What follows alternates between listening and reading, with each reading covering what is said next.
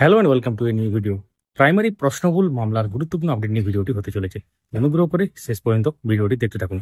অবশ্যই চ্যানেলটিকে সাবস্ক্রাইব করে রাখুন এবং পাশে থাকা বেল আইকন প্রেস করে অল করে দেবেন, তাহলে ইম্পর্টেন্ট যে আপডেটগুলো সেগুলো মিস করবেন না। যারা ফেসবুক থেকে দেখছেন আমাদের এই পেজটিকে ফলো করতে ভুলবেন না। প্রাইমারি টেট 2014 টেট 2022 প্রশ্নভুল মামলার গুরুত্বপূর্ণ আপডেট নিয়ে ভিডিওটি হতে চলেছে। আজকে মহামান্য আদালতে কি হয়েছে এবং তার সাথে কেস ডিটেল সহকারে পুরো ব্যাপারটা জানতে পারবেন। মহামান্য সিঙ্গেল বেঞ্চ এবং মহামান্য ডিভিশন বেঞ্চের অর্ডার কপিও আমরা এই ভিডিওর মাধ্যমে দেখাবো। দেখতে থাকুন, সঙ্গে থাকুন এবং তার সাথে সবার নম্বর বাড়বে যদি পিটিশনাররা জিতে যায় বা কেস যদি ক্যান্ডিডেটদের পক্ষে যায়, তাহলে কি সবার নম্বর বাড়বে না শুধু যারা কেস করেছে বা পিটিশনার তাদের শুধু বাড়বে?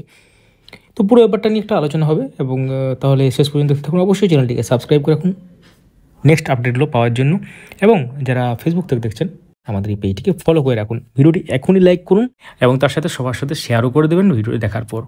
শুরু করা যাক।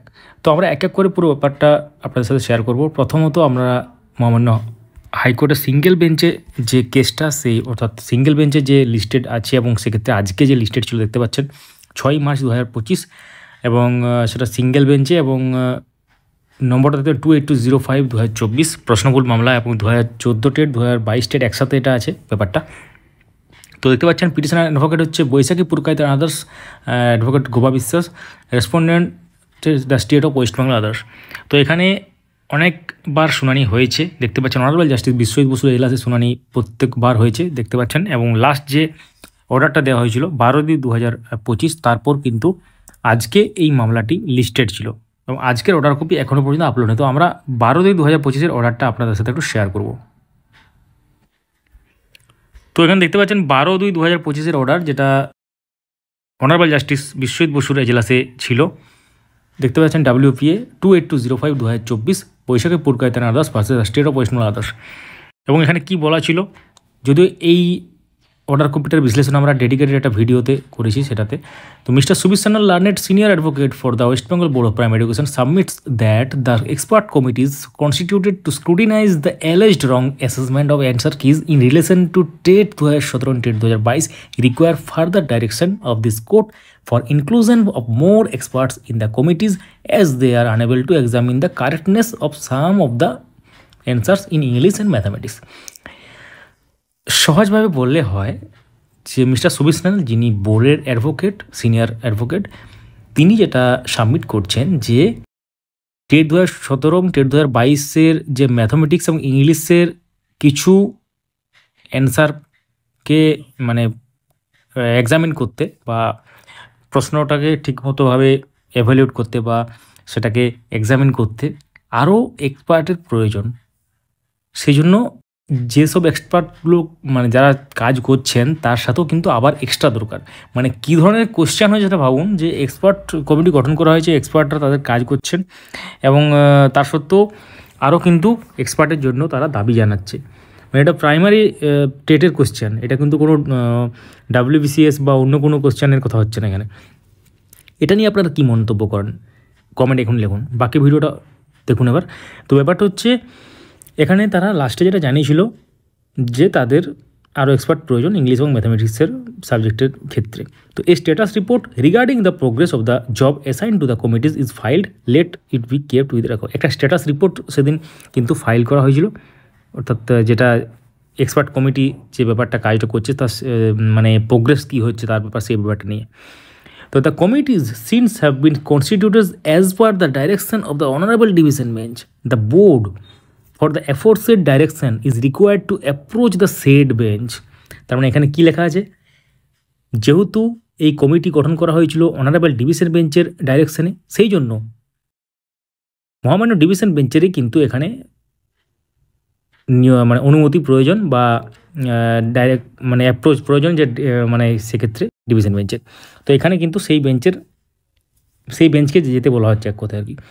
Late the matter go out of the list of the time being liberty to mention, এবং তারপর পরিষ্কার ব্যাপারটা লেখা আছে। অর্থাৎ এখানে যখন পর্ষদের বরিষ্ঠ আইনজীবী দাবি করেন সিঙ্গেল বেঞ্চে যে আমাদের আরও এক্সপার্ট প্রয়োজন, তখন সিঙ্গেল বেঞ্চ থেকে যেটা বলা হয় যেহেতু এই এক্সপার্ট কমিটি যেটা গঠন করা হয়েছিল সেটা কিন্তু ডিভিশন বেঞ্চের দ্বারা গঠন করা হয়েছিল, ডিভিশন বেঞ্চে যাদের গঠন করা হয়েছিল, তাহলে নতুন যদি আবার এক্সপার্ট দরকার হয় সেটা কিন্তু ডিভিশন বেঞ্চের অনুমতিতে হবে বা ডিভিশন বেঞ্চে গিয়েই সেটা হবে, সেটা কিন্তু বলা হয়েছিল।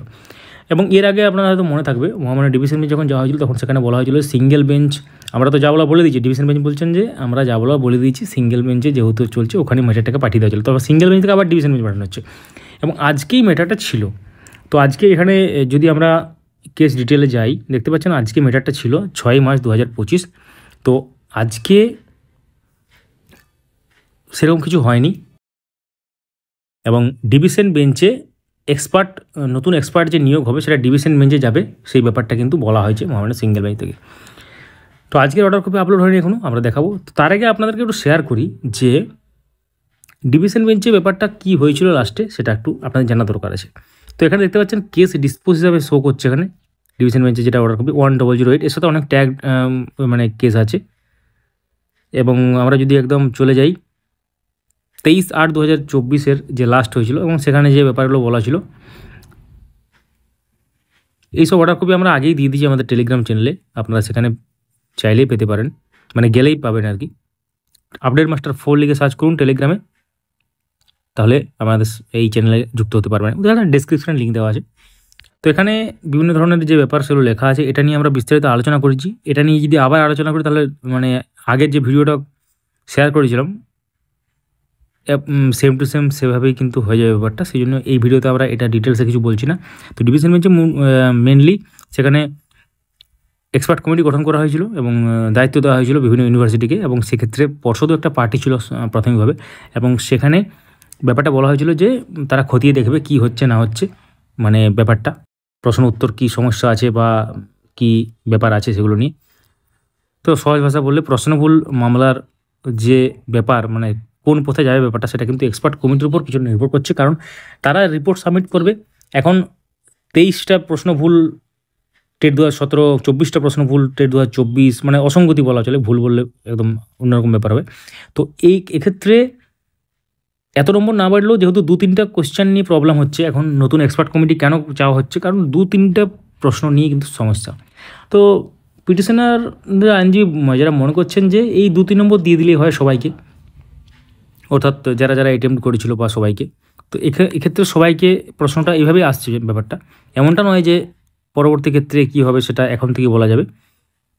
তো আপনারা জানেন যে টেট 2014 যে প্রশ্নভুল মামলা 738-এ যে নিয়োগ হয়েছে, অনেকে মানে পেয়েছেন চাকরি, সেক্ষেত্রে কী হয়েছিল পিটিশনারদের দেওয়া হয়েছিল, কিন্তু এক্ষেত্রে কী হবে সেটা কিন্তু সময় বলবে, অর্থাৎ পিটিশনাররা পাবে না সবাই পাবে, সবাই বলতে যারা কেস করেনি তারাও আর কি।